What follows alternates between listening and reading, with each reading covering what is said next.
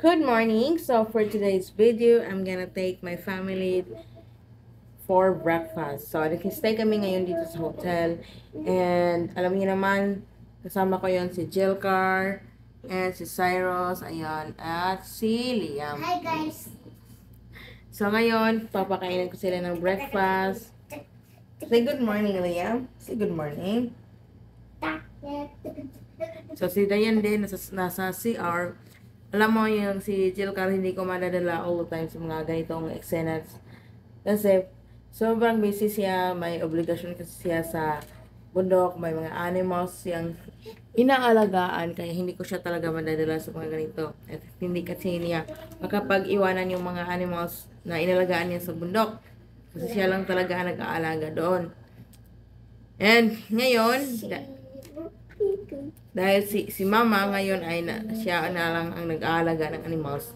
So, hiniram ko sa kanya si Jilcar for one day. At nandito kami sa hotel. At ngayon, kakain na kami ng breakfast. So, ipapakita ko sa kanya kung ano yung breakfast dito sa hotel. And nakita niyo naman sa last video na dinala ko rin yan sa SM. And last time, dinala rin ko rin yan sa Ayala. Pero hindi ako nag-video that time. So, ngayon, let's go to eat. So, nandito na kami dito sa elevator at papunta na kami magbre-breakfast. So, sobrang saya ng kapatid ko si Jilcar kasi first ever yung makakain ng breakfast hotel. O, sobrang saya-saya niya. Tapos Dayan, patawa-tawa na. Pero hindi ito ang first ever ni Dayan sa hotel kasi nagkumain na siya ng first ever niya doon sa somewhere. So, ayun nga si Jilcar. Sabi ko sa kanya, unlimited tong pagkain ito. Kumain ka kung anong gusto mong kainin dito. Kahit ubusin mo pa ng 3 plato, pwedeng-pwede. O, tawang-tawa nga siya. O. Pasensyahan niyo na yung kapatid ko. Sobrang sorry talaga. Sabi ko sa kanya, nandun naman ang serving spoon. Diyos ko, Lord! Pasensyahan niyo talaga. So, ngayon ko lang nakita na kutsara yung ginamit. At least, hindi pa niya sinuntok yung kutsara sa at least maninis. So, pagkatapos nito, nandito na kami sa dentist kasi dinala ko si Cyrus dito sa dentist kasi 4 na yung hole ng kanyang teeth. 4 na. So, kailangan na nating ipa-dentist. So, sabi ko naman sa mama niya last time na nung 2 pa lang yung hole niya sa ngipin, sabi ko sa mama niya na ipapasta na yan. Ay, ang sabi naman ng mama niya ay hindi pa daw kasi hindi daw pwedeng pastahan kasi hindi daw pwedeng tanggalin yung ngipin kasi baby pa. Sabi ko sa kanya pastahan, hindi yun tatanggalin yung ngipin. Alam niyo naman, ang daming mga history, sabi, kasi nga dito, 7 years old daw muna bago magkaganon ganito.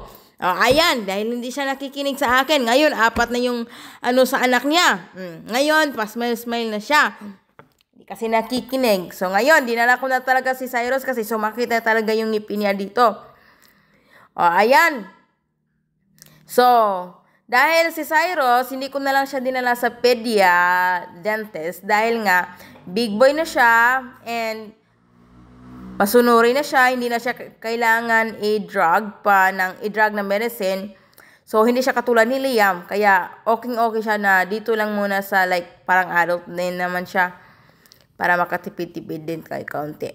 So, yung napasta niya, 3 ngipin yung napasta. Kasi nga, yung isa, hindi na kailangan ipasta kasi sobrang nasisira na talaga at hindi na kaya ng pasta. Ang kailangan na lang daw, sabi ni doktor, kung gusto mo talagang trabahuin itong isang ngipin dahil hindi na kaya ng pasta,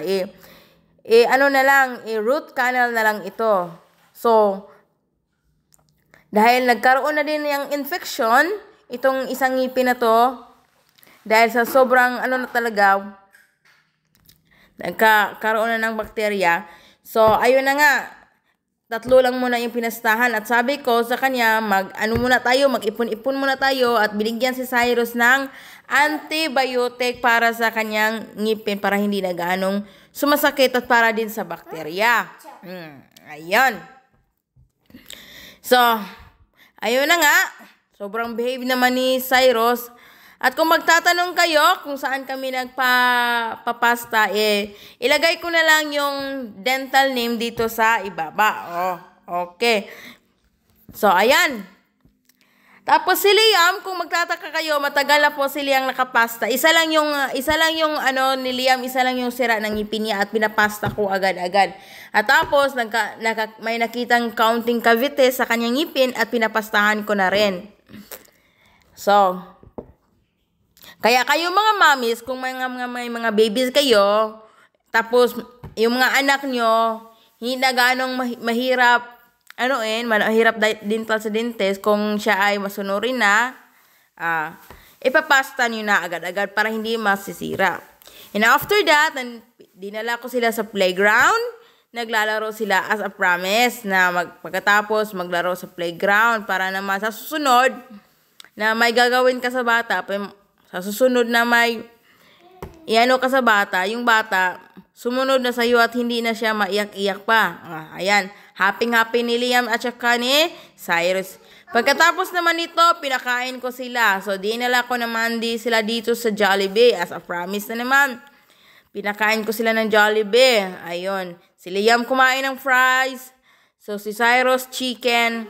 Share sila ni Cyrus ng chicken, ha? Kasi nga, si Cyrus hindi maubos niya ng chicken at rice. So, ayun na.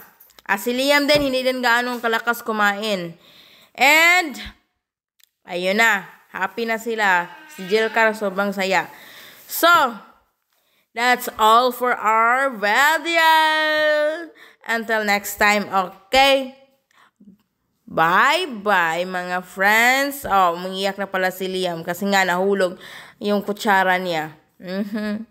Mahilig kasi si Liam kapag bisag kahit fries lang, hala. Sige, kailangan kutsara. Kutsara, kahit fries. Ano yun, sobrang happy na nila. So, till next time guys. See you and I love you. Tapos dumaan kami dito sa Jollibee kumain. Ayan.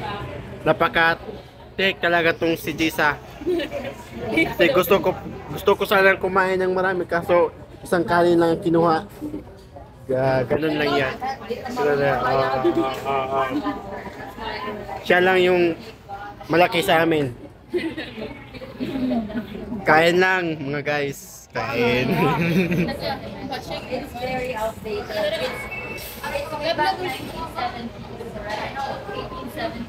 Akalain nyo, yung anak niya, inorderan niya ng isang buong manok. Tapos sa amin, isang Jollibee. Ay, isang, Isang pumo. Ubus na yun sa akin, madali lang. So, yun ang, bye-bye.